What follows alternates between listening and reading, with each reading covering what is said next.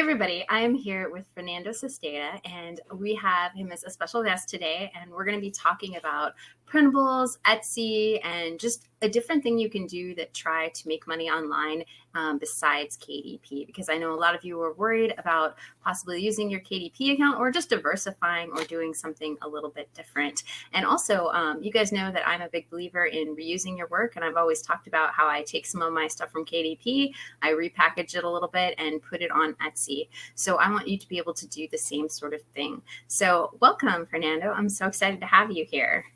Yes, hello, Ashley. Hello, everybody. I'm so glad to be here today. So hopefully I can answer some of your questions about printables, Etsy, and whatever else you bring to the table today.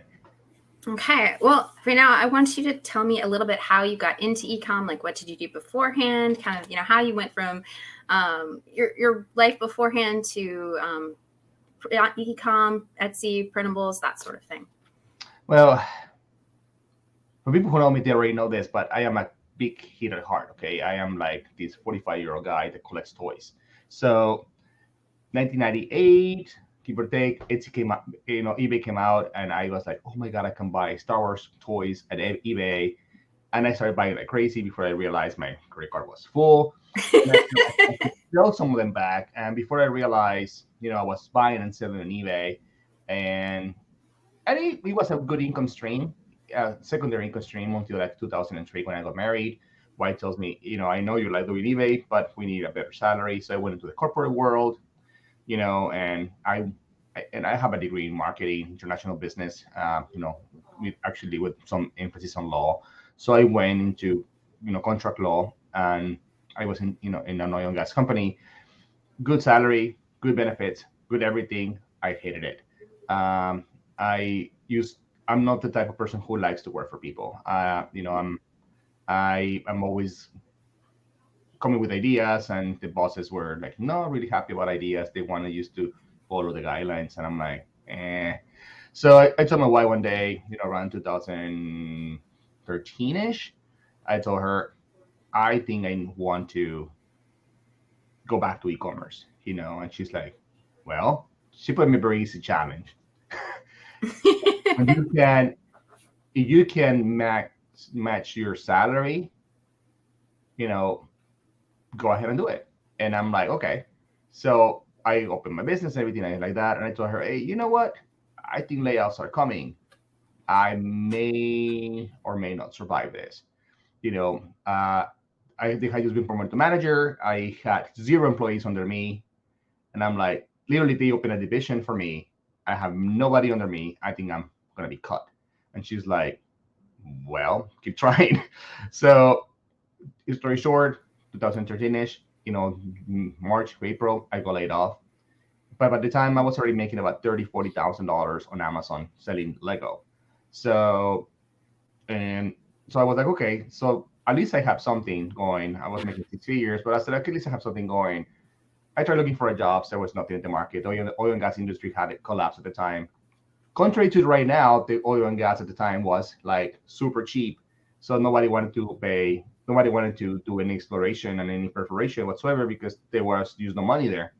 Right now, it's the opposite. Right now, it's like super expensive. Now they want to drill like crazy.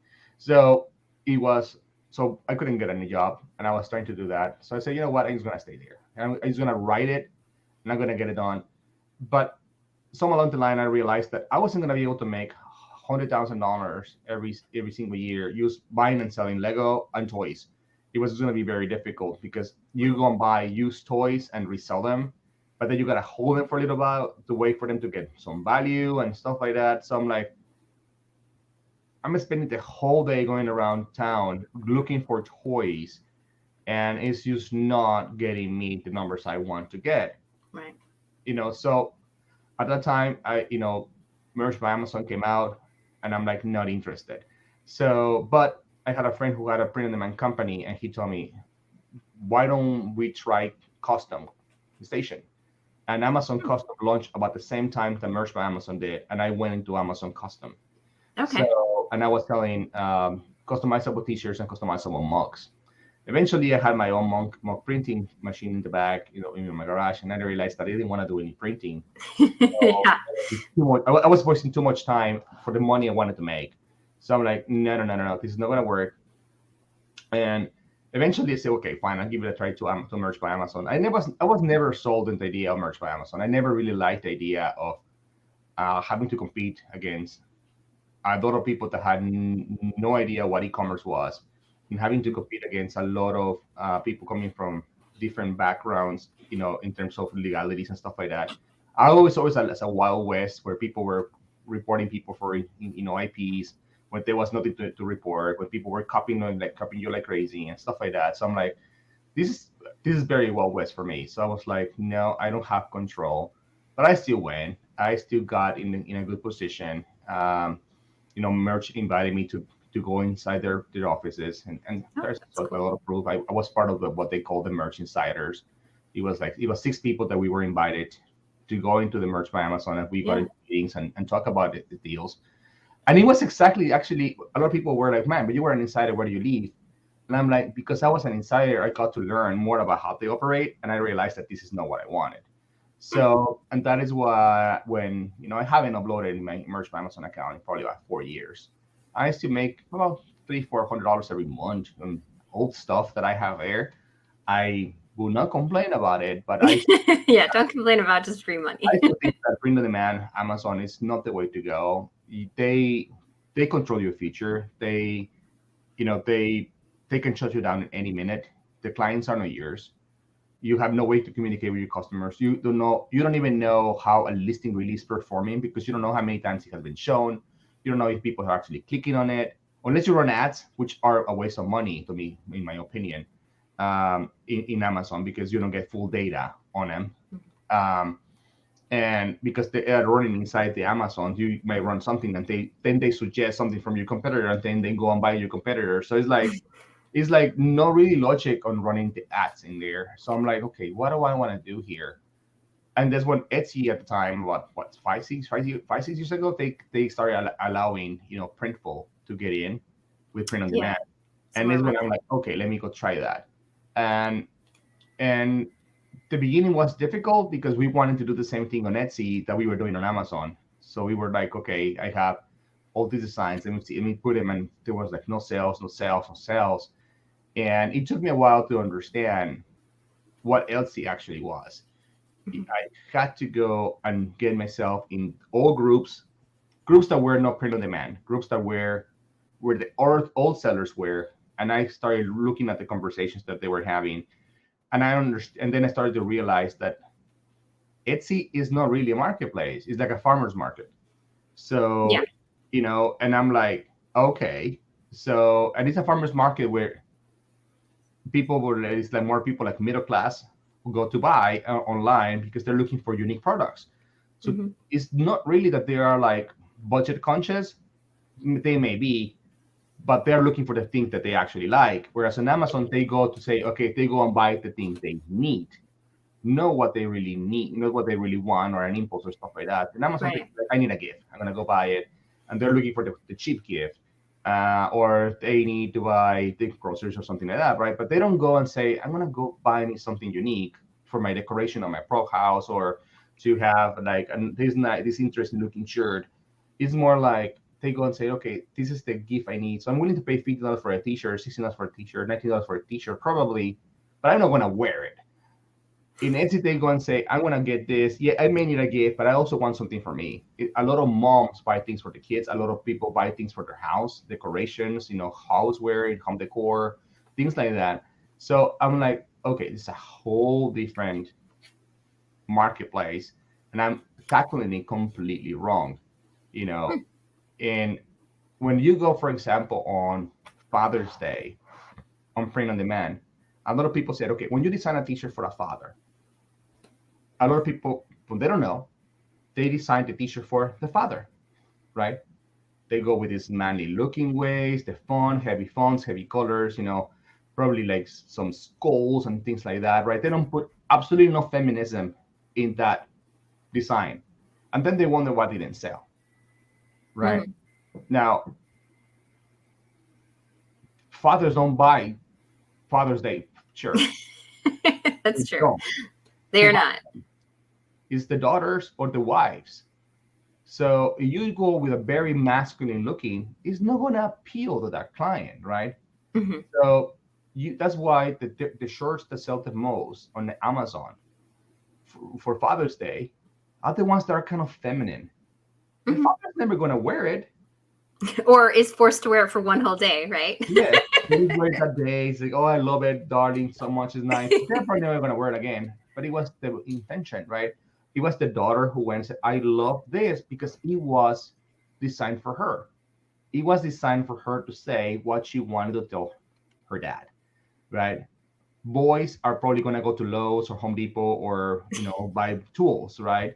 It's because they probably understand more. Like, okay, he wants probably this fishing gear, but daughters are going to buy that. Wife is going to buy. And I'm not trying to be sexist here. It's just how the market works, right? Yeah, it's a generalization of the It's a market. generalization, right? I go to Bass Pro Shop for my dad, but I'm a whole different kettle of fish. You probably know fishing and you probably understand all that, right? Yeah, but some don't, right? And I just really know generalization of how things work. So you design technically because most boys are not going to buy something for the dad in a shirt, right? So, and if they do, it's going to be more like a youthful look than they're going to be like more like 45, 50-year-old man is going to wear it. They're going to probably be like, I'm going to buy these like my kids gave me shirts. Like all the t-shirts that I actually own have been bought by me for my kids. Like I have like all these Avengers, Star Wars, stuff like that I would never buy. I only wear them in the house when I am with them. I will never go out with a t-shirt. I don't even like t-shirts that much. But I only have it because they have been buying them. But they buy me, things for movies that I like. But anyways, that's a different topic. And we cannot design about that. So when we went to Etsy, we were like, okay, who are we designing for? And this one is starting to realize that most people have the perception of print on demand, for example, that has to be cheap, right? Mm-hmm. And the clients on Etsy are not cheap. Yeah, they're a different market, and that I think different market. Yeah, that's one of the things. It doesn't matter KDP, anything. You guys like look at your market. Who's buying your stuff? No, that's the first thing you need to know. Know your audience, and MSC is different. So they're not cheap, so they're willing to pay, and that is why I have some of my clients that are getting $200, $400, $700 cards, selling their day in day out in Etsy because they are starting to understand that the buying power in Etsy is higher than it will be in a different marketplace. You go to eBay, everybody is in eBay is trying to get the cheapest possible. Right. Right? You bid or you offer down, and whereas in Etsy, you offer. And yes, there are some people now that are starting to come because eventually, as the marketplace evolve, you get some people that are going and they're going to try to. And there's still old school buyers that actually will call you, message you and ask like you would barter, trade, or lower the price, because that's how Etsy used to work. You were like, hey, I'm selling this jewelry. I like that shirt. Will you trade? I have gotten some of those emails in the last couple of years because that's how Etsy used to work. It was like a farmer's market, right? Or they will say like, or they will try to negotiate. Hey, I like this shirt. Would you, if I was to buy 25 because I need it for something else, would you give me a discount? I find it hilarious when I go to some print-on-demand groups, and people are upset because they got an email like that, right? What do these people think that I am? What am I actually giving in discount? I'm like, why shouldn't you? It's like you were not going to sell 25. This person is coming to you for 25. I'd rather have $100 in my pocket than have 150 fictional. As long as you're making a profit, right? You can't sell below profit. And it's in one sale. It's zero effort because the print-on-demand company is going to do it for you.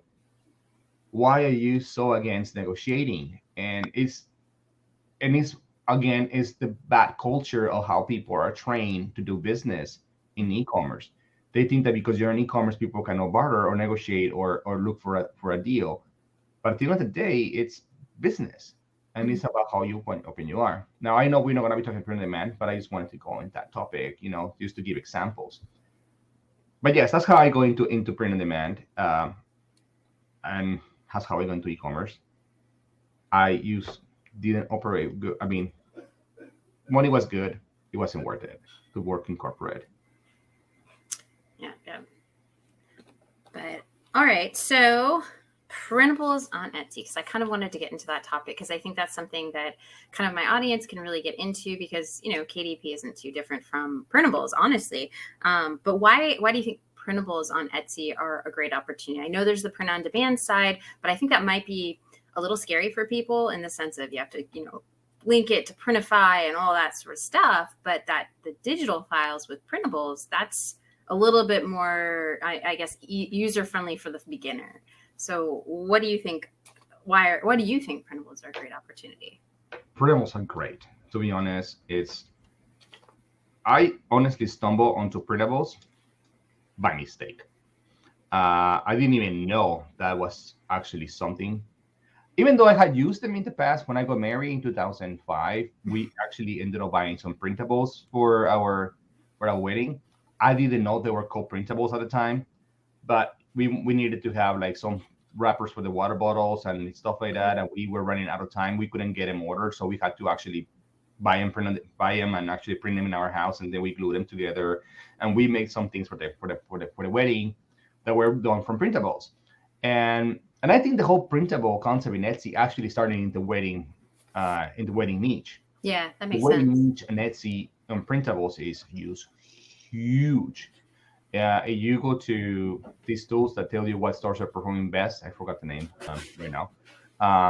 Usually, a printable store is always going to be in one of the top three for the previous day, you know, that was performing well. And almost all of those are going to be on weddings.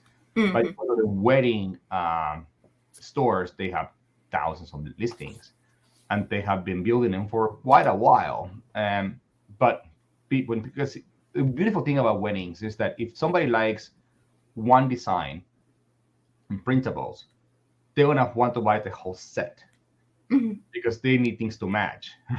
It's not Yeah, like they can go and say, okay, I want this design, and then I'm gonna want this design, and I want that design, and everything is like, you know, a confetti, and it's just gonna look very, very bad. that's so not how weddings work. They're gonna So when buy, you they go know. and say, oh my God, I like these, then they're gonna end up buying the ones for the water bottles. They're gonna be finding the ones for the candy. They're gonna be buying one for like the whole wall and blah blah blah. So then nobody gonna Cupcake buy. toppers, whatever, Yeah. right? So whatever the add card value is, it gets bigger. So they end up buying bundles. So, and we will talk about that in a little bit. But printables, I installed on printables because one time somebody messaged me and says, Fernando, no, I wouldn't say Fernando, say my name there. Uh, I really like your design, but I cannot order this because I need it for this weekend. Um, Mm. can I buy the PNG file from you and I can print it myself in my house?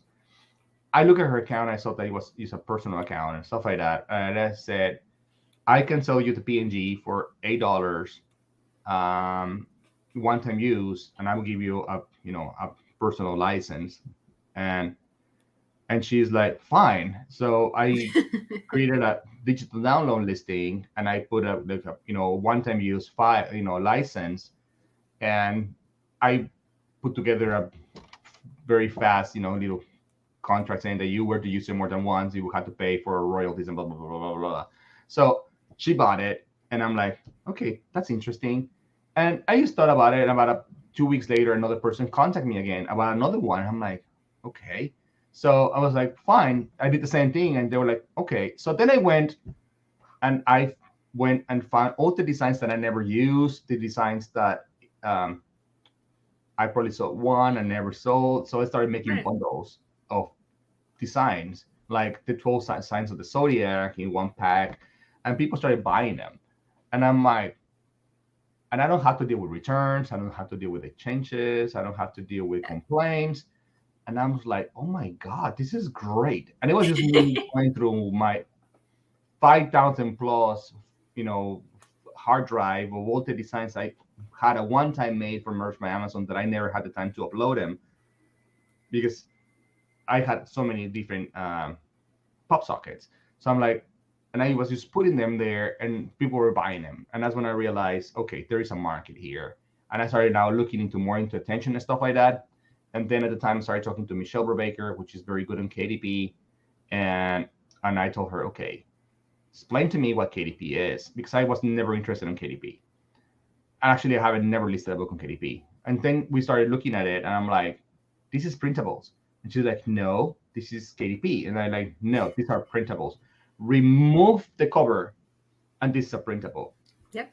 And we had a call the conversation. No. These are worksheets, and these are coloring books, and these are like, it's a printable. Everything you're showing me, it's a printable. And I show her, and she was like, oh my God, these are printables. The only difference between a printable and a KDP book is one, it doesn't get printed on a book, and two is that we don't have a cover for the book. We have a mock-up to sell it digitally. Right. And to be honest, I think it's more profitable to sell it as a digital file, because a KDP book you sell it for like $7, $8. Mm-hmm. And you end up with like $2-3 profit. A printable you sell it for like $5, and all you pay is like 10% to Etsy, and the rest is yours. So I actually have an $8.99 book I sell, and I sell at $8.99 on Etsy. Yeah, same price. And you don't have to deal with returns. You don't have to deal with formatting. You don't have to deal with a lot of things. People just buy them, right? Yeah. So then we started looking. Okay, coloring books, for example, like to do a coloring book, to sell it for like $10 on Amazon, you have to put like 30 images. Mm-hmm. Otherwise, it's like very small.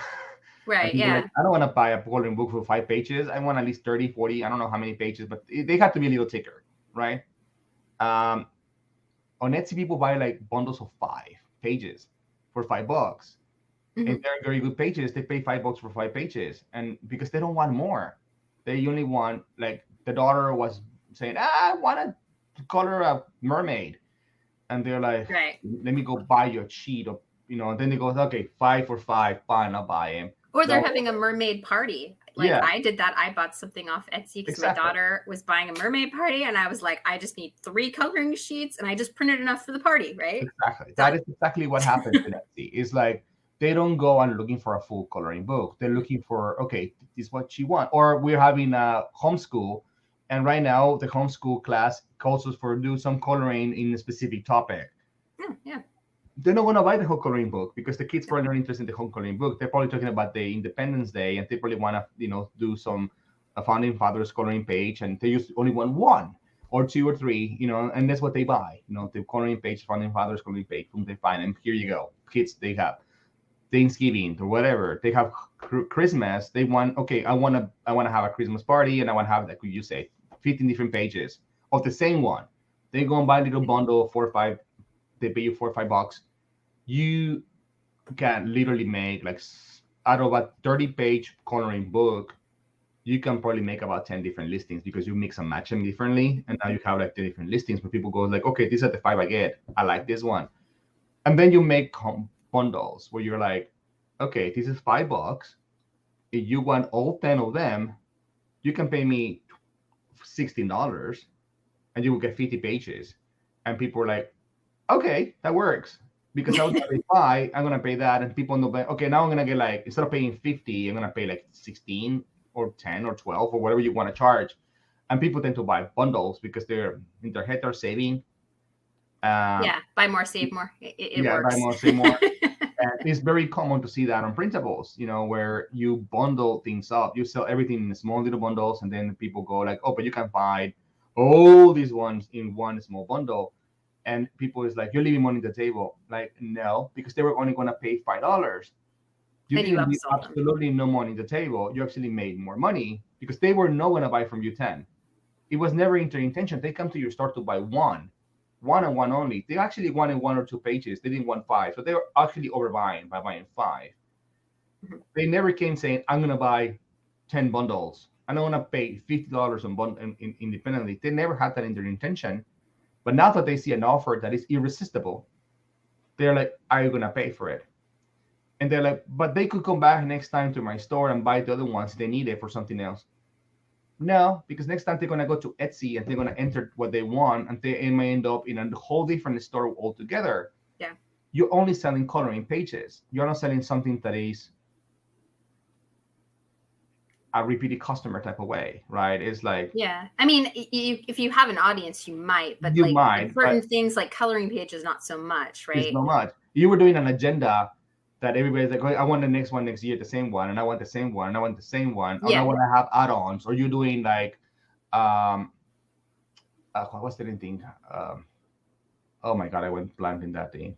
Junk journals, and people like to buy the inserts for the junk journals. Then you may have returning customers because they like your style and they want to add more junk journal pieces to your stuff. But if you're not, they're not gonna come. They're not like coloring pages or like little things that they just buy once off. You want to put them a nice bundle. So people don't realize that, right? That when you're in KDP, you are already on printables.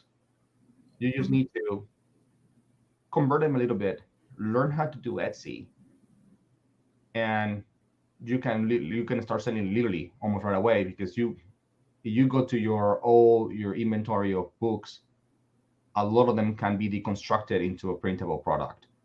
And when you are on KDP, you can go into Teach Speak Teachers, you can go into Creative Fabrica, you can go into all these different stuff, because all of them have printables. It's literally what they're doing now. Printables is becoming a very fast growing industry. It's huge. It is with home, everything that people have at home. You know, I even saw, I think it was on Etsy. I saw patterns for 3D printers. And so like people have their own 3D printers at their home, and that's pretty much, it's not printable, but it's a file, it's a digital file. And if you have some weird skill like that, you know, go for it. Yes. I mean, printables, the other day, Donna Crenshaw and I were trying to come up with a list of all the products that can be sold on printables. And we got bored about 70 numbers in. And we're like, this is not going to be very effective, because how do we narrate it down? Like literally, you can have cards, postal cards, greeting cards, invitations, programs, you know, any type of decoration for your house, canvases, agendas, journals, notebooks. Then you go into education. Right now, for example, education when it comes to homeschooling, right now it's a huge trend in not only in America but in the world about homeschooling. And with those homeschooling parents dump serious money into business. Flashcards. That was something I really looked into. Flashcards, because I have, my daughter's a reading problem that I was looking into, and everything that somebody could use to educate a child at home, that they could just print from their computer. And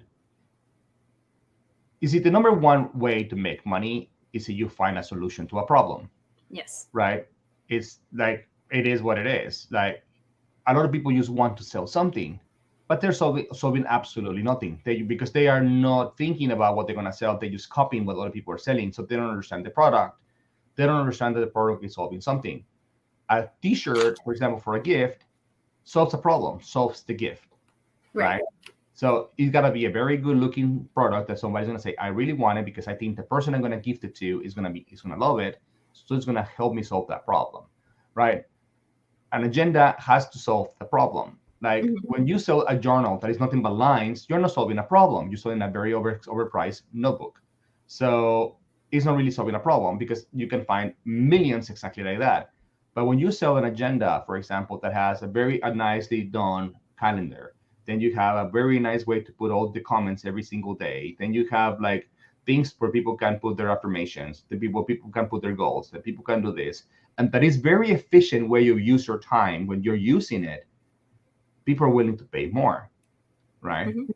So it solves a problem. That is why right now you can go, for example, to Walmart and find those like 300, the Tomon agendas for like $12-$20, and then you can go to Office Depot and find them for $30-$40. But then you can probably see some people that sell their agendas that are only for 3 months, and they're selling for like $100. And people is like, who would pay that? Well, a lot of people would, because they value time, they value efficiency, and those 3-month agendas have everything they need to make their time efficient. Yeah. Right? Like the other day, Dan Henry made about $3 million in about 2 days selling an agenda that he was selling. Like it was a 3-month agenda, for example. It was a funnel, but he's like, this is the agenda I designed for me, and that's how I run my business. But if this guy is a $30 million seller, and they were like, okay, he must know a thing or two. Yes, that was an agenda attached to a brand, of course, but there's so many agendas right now that you go and look, and they can be so very expensive because they solve a problem. They are very well done and very good and very well executed. Yeah, specialized, right? People. You see that. You see things. You see people selling agendas for like $5-6, and you see people selling them for $100, and they are selling because they are good looking. And some people don't want cheap paper. Some people are willing to pay for leather. Some people are willing to pay for add-ons in their agenda, like the separators or the cords and stuff like that. So, and that is what we focus on. On my community is like you focus on on the market you understand, and it is what it is. A lot of people, and sadly, it's about mindset in this industry.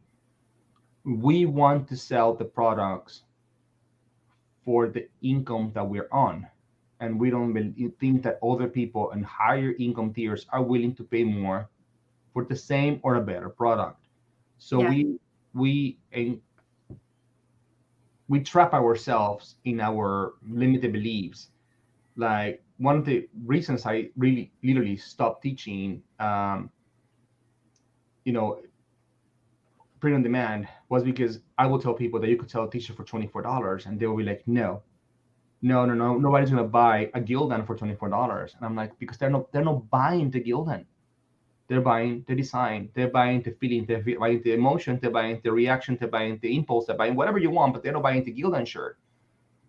Nobody other than a print on demand sellers know what a Gildan, Bella, or any other brand that we think we know knows, because those are brands of print on demand. Those are the brands that only people know Fruit the Loom because they're on TV, right? It's only reason, and because they have 4 guys with fruit clothing. But nobody would know Fruit the Loom either. Like they know Hanes because Hanes has been around forever, but you don't see print on demand on Hanes, right? So it's like I love how print on demand people get so trapped in these brands and quality is another thing. It's like, oh, it's the perception on quality. Like, Nana, really? Have you gone to Abercrombie? The t-shirts are literally crap. And they're like $40-$50, right? Yeah, they're those not little that things. Soft. They're not that great. They're not that fitted. They're used Abercrombie there. It's like cheap. It's the brand that sells, right? So they say, okay, a t-shirt, I go to Walmart and I pay for it $7.98 to $9.98 for a t-shirt. So, and they are like licensed t-shirts, right? Now there are some with sayings like when it's Christmas and stuff like that, and you say, so they sell them for $5, and they're like, why would somebody pay me $24 for the same saying? Because the people who can afford 25 never goes to Walmart, and they have no idea that in Walmart they sell for $5. That's exactly what I was going to say. I was going to say the person shopping on Etsy probably doesn't shop at Walmart that often. Exactly. So they don't know that they can find the shirt for $5 at Walmart, right? Otherwise, all these resellers on Amazon, like me, that we go and buy used, toys or clothing or groceries at Walmart and sell them again for like a markup. Like all these $5 shirts at Walmart, I used to buy them by full shopping carts. And I would go to Amazon and list them for $20-$25. Yeah. And I would sell them all day long. The people started learning about that, and now it's an impossible business to do. But I know 10 years ago, people were not doing that. Right. So you will flip them. It was the days before merch and stuff like that. So you could do it because people didn't know that Walmart had it for $5. They didn't care. Same thing, like you could have like these oatmeal that was like a specific pumpkin spice with nuts that was only sold at Walmart, and it was like literally like $2 a box, but you could sell like 3 of those for like literally $35, and people will pay him because guess what? At their local stores, whatever was in in their Jewels or Buicks or whatever it was in their stores, they didn't carry them. So they were like, they don't have it here. I want it. They're willing to pay. Yeah.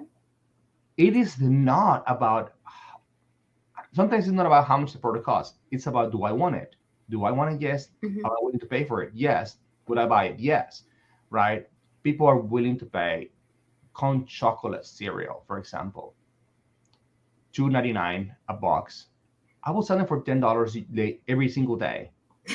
Right? Because con chocolate wasn't popular. It was very popular back in the day. And then out of the blue, almost only offered on Kroger's for a limited time. The con chocolate protein bar was $1 a piece. I will sell 6 pieces for $30, and people will pay them.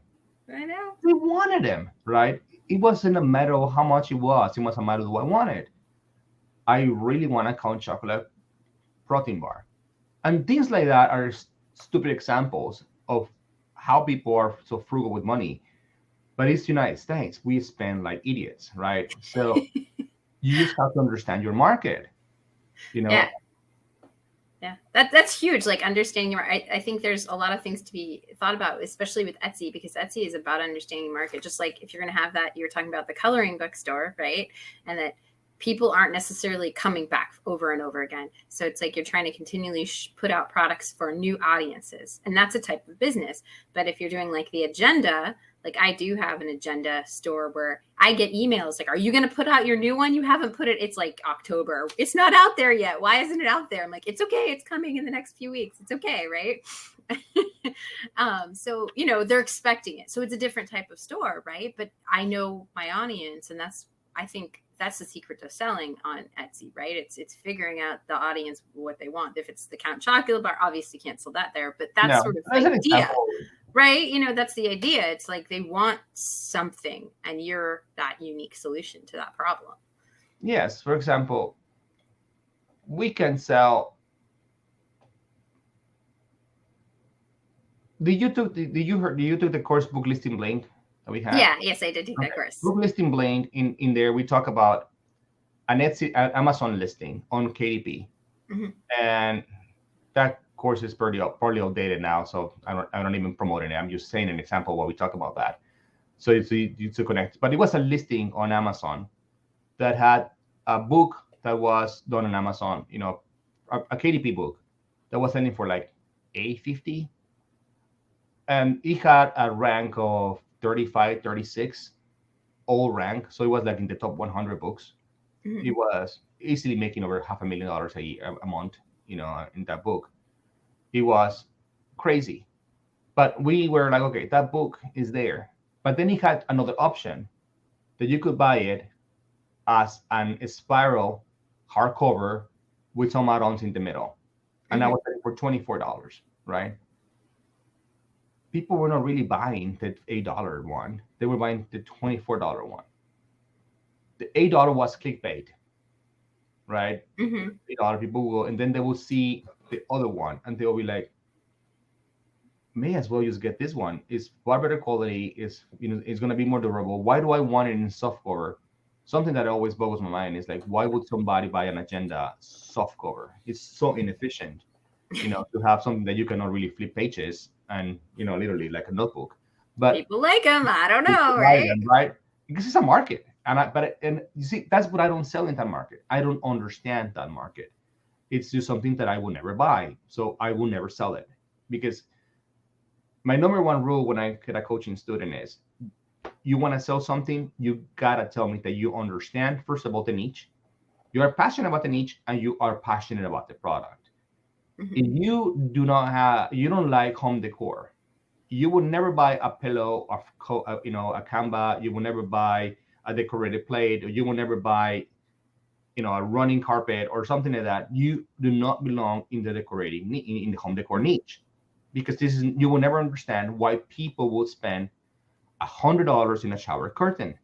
if you had never spent $100 on a shower curtain. That's so true, because I would never buy $100 shower curtain. But if you go to Target, JCPenney, Macy's, Dillard's, they have them all day long for $100, and people buy them all day long. I know, right? So I should not be in the shower curtain business. They have the shower curtain. They have the little mat for when you get out of the shower. They have the pillow. The towels. They have everything in the restaurant. They have it marked very high. So I always laugh when people go like, "Oh my God, the print-on-demand company wants $40 for this shower curtain. How much do I have to sell it for to actually be profitable? Who is gonna? There's no money to be made." And and I'm like, sell it for $100. And it's like, no, nobody's gonna pay for this. I'm like, yes, they are. Because you just gotta find something they want. Because I know my wife pays for that, because we have like the kids' room, the kids' shower is like all themed, right? But for her, it's important for the rooms to look pretty, right? Some people is not. You are not into that, you don't get into it. Nope. Like you don't understand education. It's something I find very interesting, right? Everybody gets into KDP. The first thing they do, they want to add books on tracing letters, right? The ABs and the C's and the tracing with the lines and the dots. And they're like, I'm in the education niche. I'm like, nah, you're using the Scribbles niche, right? Because that is only for kindergarten, and that's it, right? If you're going to get into education niche, you got to first focus on by grade. First, second, third, fourth, fifth, sixth, all the way to whatever, because every single one of those grades are going to need something else. You're going to need to know what those grades need. And then you're going to think about, okay, which one of these products is an evergreen product that they could use every single day for the next whole school year, or which one is going to satisfy only one class, right? Because some people are like, oh, I make this awesome thing, for education, which is like basic additions and subtractions sheet. And I'm like, okay. And it's like, it's all very well that, for a while now it's not selling. It's like, because in the school year today, they are no longer on additions. Now they are probably in subtractions, probably in multiplications, or probably in divisions. The school curriculum now, it's moving. And that's a very bad example, but I wanted to simplify it because additions will work every year, the whole year, right? But you're probably focusing on one area that is no longer necessary, probably in May, because you are way behind, right? Or you're doing probably some square root, papers so they can do the square root of 16, square root of 25 and stuff like that. And it's like, yeah, but that is probably seen in the second semester, on 5th grade or 6th grade or whatever the grade is. Nobody else needs them. Right. So do you know who the target market was for that? Most of the people will know no. It's like, no, I don't know no. So that's why that niche is very profitable if you understand it. And that's why you go to some stores and you see that store focuses only on 2nd grade. Only on 3rd grade, only in 4th grade, because that's probably a teacher that has all the curriculum, probably what she taught in the past, and she knows exactly how the year goes, and then she makes them as they know they're going to be needed, and now they have the whole year around for that grade, and they probably may go to another grade, but you don't see that they have like random things for education. You have to understand education. Extremely profitable right now.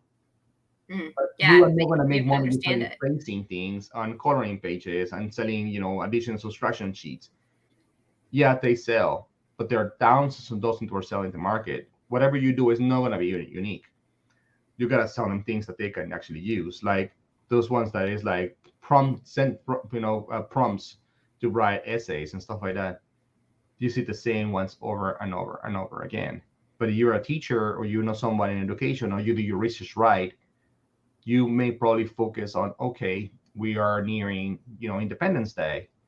Let's do Independence Day prompts. We are nearing X day, the calendar. Right. We're going to do that. Memorial Day, Labor Day, whatever. Let's going to do prompts that are very niche specific. So the parents are like, I don't have to think about this. I'm just gonna say, oh, here are my prompts. I'm gonna pay you $3, $5 for this. I'm gonna buy them. I'm gonna sell them. Problem solving. It solves the parent. The parents are working. They have a job. They have things to do. They do not have the time of a teacher to run a whole education program. They want to buy the things that they need to move on. And it goes like that into every single niche. If you're into house cleaning, I find hilarious these people that do these sheets about housework, and you're like, you can tell that this person has never cleaned his house because of the things she suggests to do, and you're like, yeah, that is not what some people will do. That's not a priority.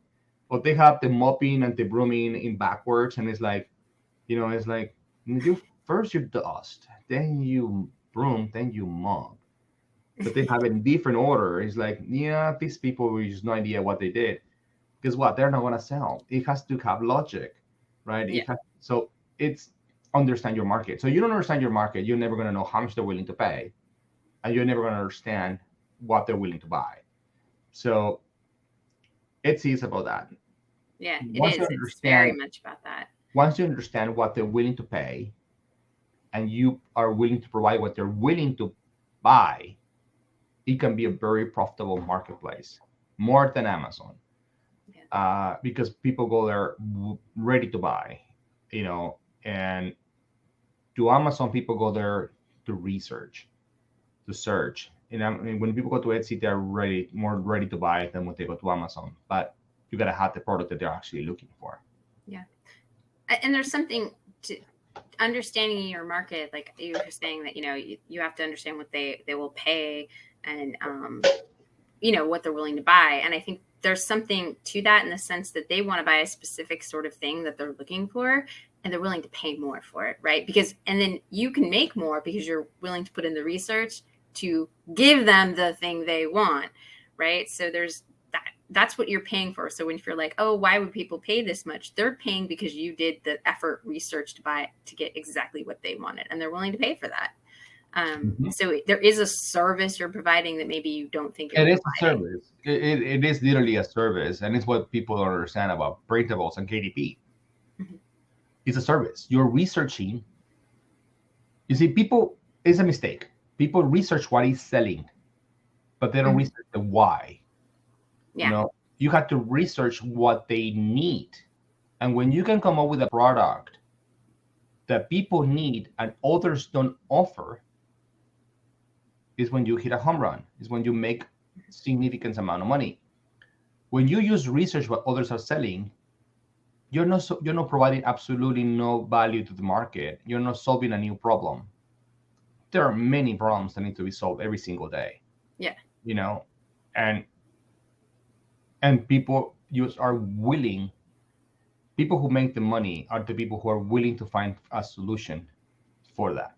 So right now, the market changes every single day, right? It's a constant change. Like 2 years ago, before COVID, homeschooling was a thing, but it wasn't a trend. It was very few people doing homeschooling. Right now, it's a lot of people doing homeschooling. Parents got to see what the schools were teaching their kids, and they are disgusted about it. And they're like, I do not want to send my kids to school. I want to teach them correctly. I don't want them to be indoctrinated into whatever, what doesn't matter you're left or right. Everybody's going to have the different points of view, and everybody's going to see, okay, I don't like that they're teaching them that. I don't like that they're teaching them that.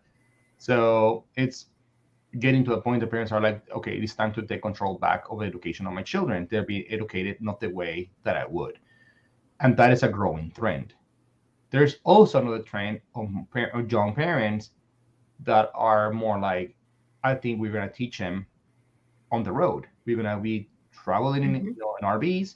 They're going to come with us, and they're going to get to learn, yes, the curriculum, but we're also going to teach them about the world. Yeah. The world. And I didn't know how big that niche was until I started talking to people, and I'm like, oh my God, that is a lot of people that I actually know in this industry. And it's actually even inside our industry. A lot of print-on-demand people, print KDP people, are actually RV travelers with their kids. When about 3-4 years ago, it was mostly retired people that were in this industry that were doing that they wanted to print on demand because they wanted to have some extra income while they were traveling, while they were retired.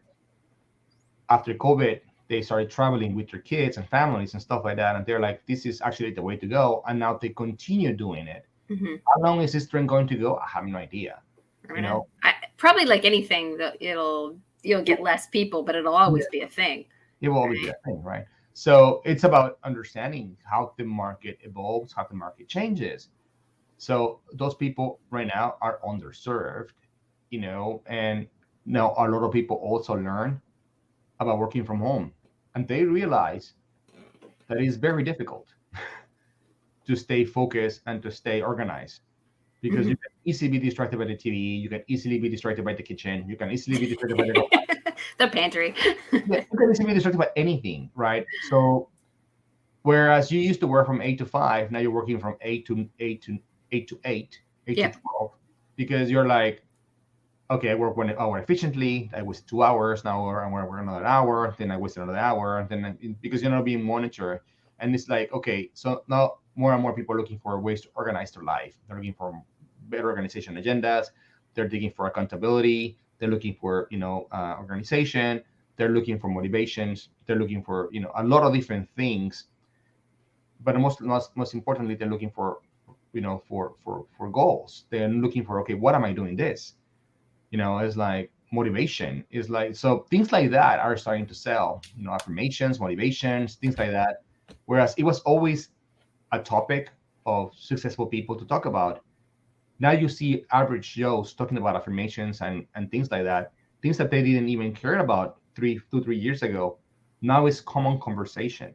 It's like people went to Netflix and they found The Secret, and they're like, oh my God, I want to watch this movie. And now everybody is an affirmation expert. So you go to Etsy and it's like affirmations everywhere, right? And because it's right now, people are starting to realize that they want better lives and want better with more time, and they want stuff like that. Is that a trend? Probably, because if you have ever been involved in affirmation and stuff like that, it's not an easy thing to do. It requires a lot of work and organization to actually stay mind focused. So, but people want to do it, so they're willing to pay money to get everything to organize themselves. Printables and KDP play an important role for that. Yeah. The thing is, how many people doing those are actually doing the research about what that even means? So they make affirmation cards without even knowing what an affirmation is. And it's like, yeah, that is not an affirmation. You read a bunch of those in, on Etsy or, that is not an affirmation. That is just a phrase. That is just a motivational phrase. That is nothing to do with an affirmation. It's like, and there's like, and then they were like, well, okay, it's really pretty. Yeah, it's gorgeous, but it solves absolutely no problem, right? Yeah, you've got to know. You've got to know it. And if you're into that niche, it's way easier. If you're not, it doesn't mean you can't. I did something on ghost hunting, and it's not my thing, like in the sense of it wasn't something I did, but I was fascinated by it. So I spent hours and hours and hours researching and created a cool thing for it. But, it was because I was interested. So I spent the time to do it, not just, oh, I'll throw something up there and cross my fingers and hope it works. Right. You've got to really dig in if you're going to do something that's outside kind of your expertise. And that's fine if you're willing to do the work. The spurs at the moment do not get you long-term sales, right? Like, that is why when you chase whatever is trending, it dies fast. Yes, you can make some fast money, but it's not gonna give you money long-term, right? It's just gonna be like, okay, spike, then you gotta find another one and another one, and then you're always busy finding new trends.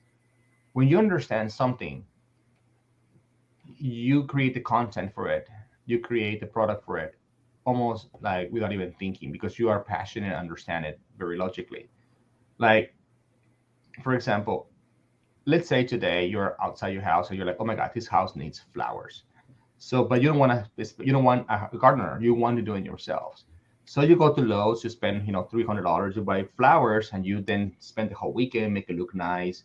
And then you're like so committed that those flowers are gonna bloom and it's gonna look beautiful. So you're watering, putting all the food and everything, right? And they bloom, and you're like, I'm an expert. expert, and you keep like going about it, and then after 3 weeks they start dying, 4 weeks they're gone. That wasn't your passion. Gardening is horrible. It's like is not for everybody, right? So you went into the niche out of an impulse. You wanted to, it's like, okay. And then when you saw the result, like almost right away, because the flowers, literally, when you plant flowers, they bloom very fast. Yeah. And then they finally realize that they don't have the nutrients, and then like, they just die. And it's like, you're like, okay, all the money went to the drain. I know, I have gone through that. But, but it's what happens, right? You don't understand the niche. You just go and get the momentum because you're like, oh my God, this is the good thing. So you put all your eggs in the basket, you create all this product, and you get a couple of sales. And then after that, you're like, I don't really like that. I don't really want to make more of those, right?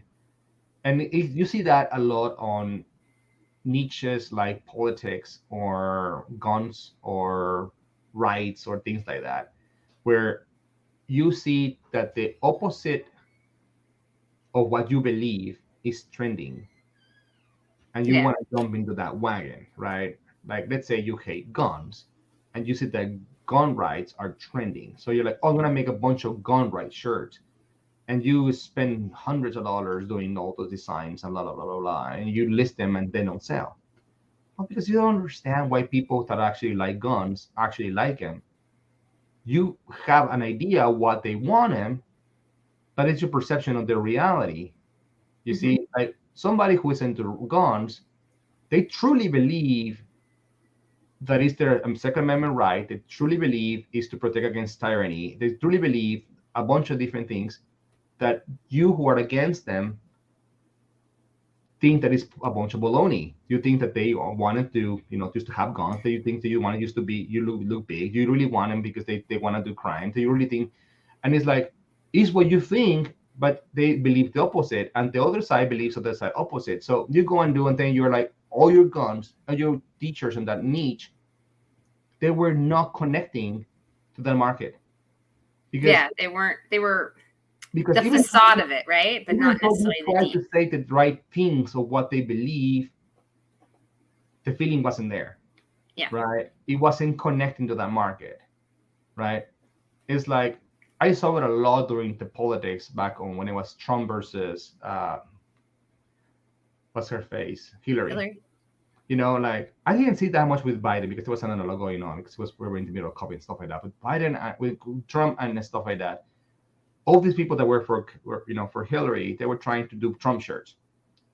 But they hated Trump with their guts, right? So they were trying to do Trump shirts, and they didn't understand anything of what Trump was standing for, right? And they were like not selling anything. And people who were for Trump were trying to do Hillary shirts, and they were just not getting it either.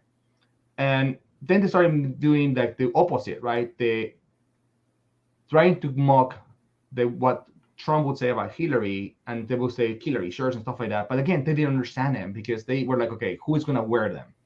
Nobody wears that crap, right? And they were trying to do the locker up stuff like that. They were like, these churches sell, as an impulse buy, people will buy them, but nobody's going to wear them. So you were making them all this expensive looking, and it's like, no, that was literally a $14.99 shirt. That was supposed to be an impulse buy. It's not meant to be worn. It's just to buy it for laughs and giggles. As a joke, and then that would be a cheap product versus... You were not buying it for you. You were buying it to give it to your friend who was a liberal or a Republican. You say, just to piss them off. You were literally buying a product just to piss the other side off. You didn't understand the market either. So you have to understand who you're designing for, right? All those shirts that mock a candidate is not for the person who supports your candidate. It's for the person who actually supports the candidate you're making fun of, to actually make fun of him, to give it to him as a joke. But it's like, you have to understand him. So that's what, stick to your line. This is something that you like, do, and then you will have a lot more success because you understand what you're doing. And tomorrow, when that product is not selling, you can create another product for that line, and another one, and another one. And 1 year from today, you can continue doing it because every day, your education is very easy to create education products if you really like education. you are into time management, and you are a very organized person, you're gonna have time management products continuously being created because it's your niche. You're a time manager. You're an efficient person. You like it. You are not an organized person. You don't even run an agenda. So you have no business running time management products. You don't even know what you're gonna do today in 1 hour from now, right? So same thing for exercise. You're a person who is overweight. You have no business, doing something about how to stay healthy, at 30. Is not, you don't understand that niche either, so it's about stick to your line and you will create more and more and more content. I find hilarious people making vegetarian products and they don't even need a vegetable, right? So it's, you don't understand why a vegetarian is a vegetarian, right? I was a vegetarian for a lot for about 2-3 years because of a condition I had. I hate vegetables. I don't. It's I, rough. I couldn't. It was just it was like the 3 most miserable years of my life, right? And I understand why people do it and stuff like that. And I'm like, oh, I don't want to do this. So I say, okay, you know what? I am going to take the risk of eating meat. I know it's not good for me, but I'm fine with it. I settle with it, right? But did I want to make vegetarian products? No, because I wasn't passionate about it. It was just a health issue that I wanted to keep in control, and I had to do it. And actually, so it's difficult, right? But anyways, we already went too long. I know we're approaching the hour mark, so I just wanted to let you let everybody know where they can find you, because I know you have here. I want to actually show it because I have it. Let me add it here. Add it to the stream. You have a site, Pod University, and I wanted to share with people. I'll have it in the show notes for everyone. But is there anything like you want to say about that real quick? Just kind of the things you do, just so that people can get in touch with you, and yeah. Oh, thank you. Well, in there in that website, yes, theprintandmanuniversity.net, you can find a couple of links to some of my free Facebook groups. So you want to learn Etsy, I have an Etsy group, where we talk about printables, print on demand, or really whatever you want to talk about Etsy. And I have a print on demand group. You can also look for Fernando Sustaita on Facebook, and I'll be the first one to show on top. Just follow it. You will have all the links as well. But in this website, yes, we have workshops. We are literally teaching a workshop coming soon next week or so. We are ready to talk to my team today and find the right date. But we also have courses and how to do things you want to do yourself, or we have done for you and coaching program where we literally sit down with you, build your store, discuss niche, do your branding, and then we coach you, on how to do the store. We can do print on demand, or we can do printables, or we can do a combination of both. Or it doesn't. It depends on the niche. Some niches you can do print on demand and printables at the same time. Some niches make no sense, and some niches need to be printables only. Some niches need to be print on demand only. We have a group of where we meet twice a month.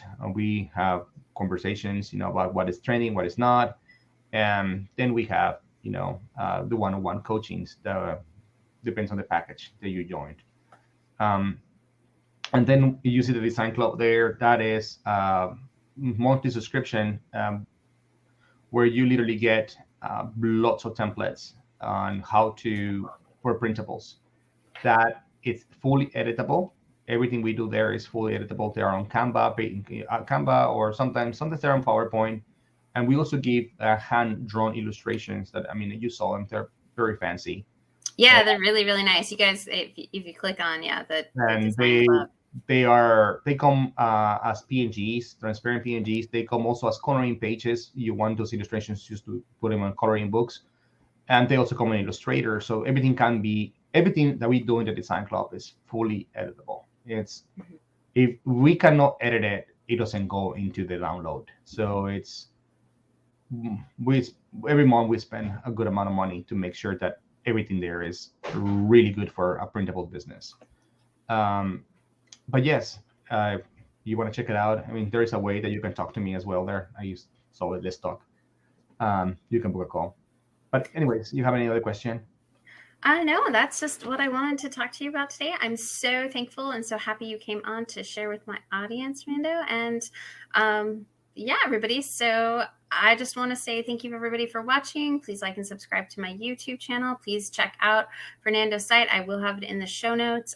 Definitely check out the Design Club. I was just looking at it today, and it's really well done. It's affordable. It's got some really great stuff. So you guys should look into that as well.